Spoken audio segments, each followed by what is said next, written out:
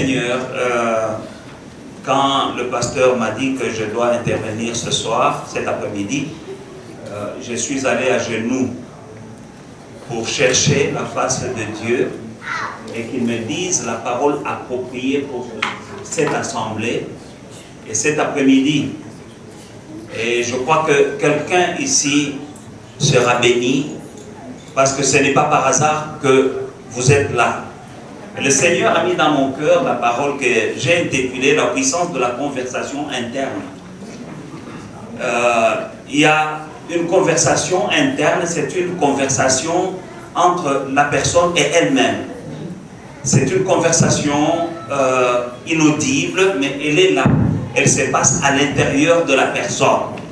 Chacun d'entre nous, nous parlons à nous-mêmes. Parfois, quand tu es au volant, tu es en train de te parler.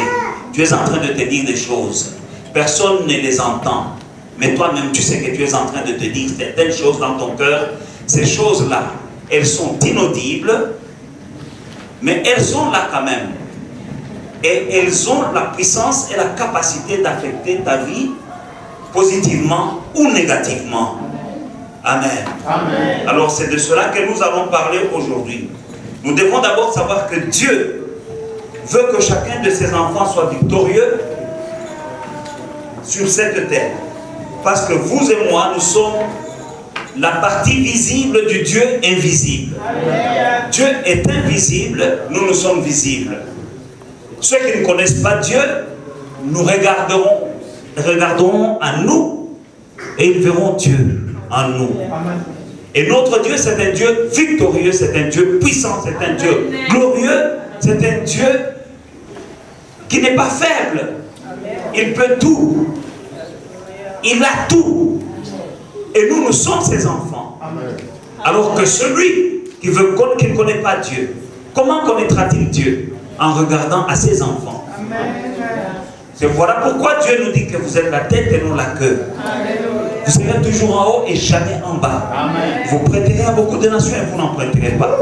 Dans ces meurtrissures, Jésus-Christ a transporté toutes nos maladies et toutes nos infirmités. Il n'y aura parmi vous ni femmes stériles, ni femmes qui avortent. Alors toutes ces paroles que Dieu a dit, c'est dès le commencement, quand il crée l'homme qu'il a créé, qu'il a formé à partir de la poussière. La première parole que le tympan stérile, le tympan vierge, un tympan qui n'a jamais entendu une parole, le tympan d'Adam et d'Ève, ils n'avaient jamais entendu quelque chose. Mais la première parole qu'ils entendent, ce sont des paroles de bénédiction. Soyez féconds, multipliez, remplissez la terre, dominez. Alléluia. Amen. Ça, ce sont les premières paroles qui ont touché le tympan vierge. Donc Dieu veut que ses enfants soient vigoureux, victorieux, glorieux sur cette terre. Amen. Bien sûr, Adam et Ève avaient perdu, mais ce que Adam et Ève avaient perdu, Jésus est venu, il a récupéré. Et ce qu'il a récupéré, il nous l'a donné. Acclamons pour Jésus. Alléluia. Gloire à Jésus. Nous sommes l'image visible du Dieu invisible. Amen. Mais nous devons savoir une chose, notre Dieu marche avec des principes. Amen. Alléluia. Il a des principes. Si tu t'alignes dans ses principes, tu vas goûter à ses promesses. Amen. Si tu ne t'alignes pas sur ses principes, ses bénédictions, ses promesses qui sont pourtant à toi, tu ne vas pas y goûter. Alors un de ces principes fondamentaux pour cela, c'est le principe de la conversation interne. C'est un principe qui est là. Nous devons savoir, et Jésus a dit, vous connaîtrez la vérité, et la vérité vous affranchira. Mon peuple est détruit par manque de connaissance. Et c'est que le diable essaye d'étouffer. Il essaye d'empêcher le peuple de Dieu, c'est la connaissance. Il veut te freiner pour que tu n'aies pas la connaissance. Parce que dès que tu as de la connaissance, il ne peut pas t'avoir. Et Dieu dit, mon peuple est détruit parce qu'il lui manque la connaissance. Alors il faut savoir contrôler les pensées. Il faut savoir contrôler ce que tu te dis à toi-même. Parce que tu peux te dire des choses qui ne glorifient pas Dieu. Des choses qui te rabaissent au lieu de t'élever. des choses qui te découragent au lieu de t'encourager. Des choses qui ne t'édifient pas, mais qui te détruisent, qui te ramollissent, qui te donnent une mauvaise image, a bad self-image of yourself, et low self-esteem. Donc tu ne te respectes pas, tu te vois que tu n'as pas de valeur. Comme il y en a qui disent, nous nous sommes venus ici sur la terre pour accompagner les autres. Il n'y a personne qui est venu sur cette terre pour accompagner quelqu'un.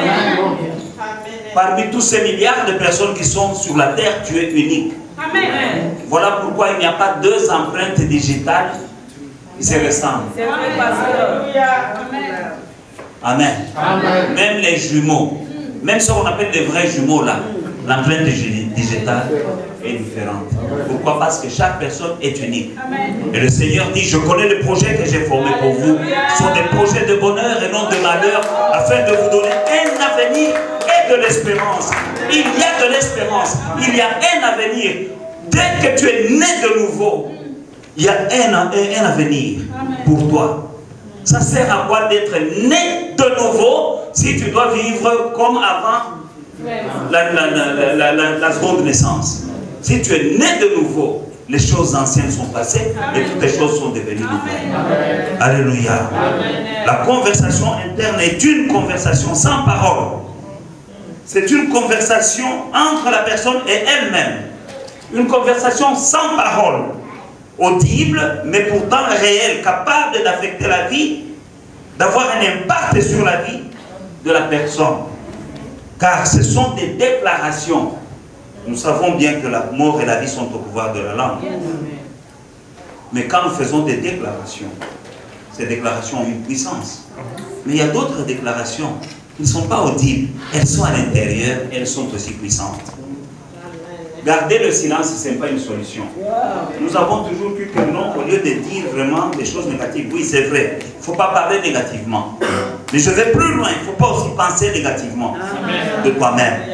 Alléluia. Amen. Alors il y a deux sortes de conversations intérieures. Il y a la conversation intérieure qui est positive. C'est là où la personne se focalise sur la fin souhaitée. C'est-à-dire tu souhaites arriver quelque part et tu te focalises sur ta destinée, sur la fin que tu désires. Parce qu'il dit, fais de l'Éternel tes délices, il te donnera ce que ton cœur désire. Donc Dieu voit ce qu'il y a dans ton cœur. Alléluia. Amen. Fais de l'Éternel tes délices, il te donnera ce que ton cœur désire. Et ce que ton cœur désire, ça se passe aussi dans la conversation que tu te dis toi-même. Tu te dis un jour, tu te dis Mbolo vraiment, tu sais où tu vas. Tu sais mon mariage ici, mes enfants ici, cette carrière, cette année. Et tu te focalises. C'est ce qui a donné la victoire, la force à David, l'homme selon le cœur de Dieu. Quand il dit l'Éternel est mon berger, je ne manquerai de rien. Et nous voyons au verset 4, il dit, quand je marche dans la vallée de l'ombre de la mort, je ne crains rien. Mais il est dans la vallée de l'ombre de la mort, mais il ne craint rien. Je suis venu ici pour dire à quelqu'un, peut-être tu es dans ta vallée de l'ombre de la mort. Mais l'ombre de la mort, ce n'est pas la mort. C'est l'ombre. Et l'ombre n'a jamais tué quelqu'un. Même l'ombre d'un revolver, même l'ombre d'un couteau, si ce n'est que l'ombre, ça ne te tuera pas. Christ est mort pour que toi tu vives. Amen. David dit, quand je marche dans la vallée de l'ombre de la mort, je ne crains aucun mal. Et puis, il dresse devant moi une table en présence de mes adversaires. Il loin ma tête de ma coupe de bord. Donc pendant qu'il est dans la vallée, les yeux sont fixés sur la table que Dieu a déjà dressée devant lui. L'imagination, les choses qui se passent dans son cœur, c'est cette table-là. Quand il pense à la table, ça lui donne la force dans la vallée. Ça fortifie. Voilà, il se disait. Ces choses que David disait, il ne le disait à personne, il se le disait à lui-même. Il est mon berger. je ne manquerai de rien. Même quand je marche dans la vallée, même quand je souffre comme ça, mais je sais qu'un jour, je rencontrerai une table. Je vais le dire ici, cet après-midi à quelqu'un. Peut-être tu es dans ta vallée, mais je dois te dire une chose, bien-aimée. Il y a devant toi. Continue à courir, continue à courir, continue à courir. Un jour, tu vas tomber sur une table. Il y a une table qui est déjà là. Amen. Avec ton nom dessus. Amen. Il y a déjà une table. Amen. Et chacun d'entre nous a sa table.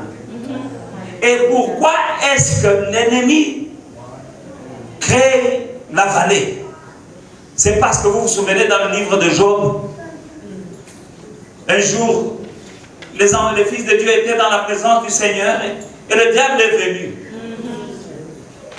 Et Dieu lui demande, d'où viens-tu, Satan? Il dit, je viens de faire le tour de la terre. Le diable fait le tour de la terre. Et quand il voit une table avec ton nom dessus, et toi tu es en train de venir, il reviendra pour te barrer la route. Te compliquer la vie, parce qu'il a déjà vu une table là-bas avec ton nom dessus. Et il vient ici, il commence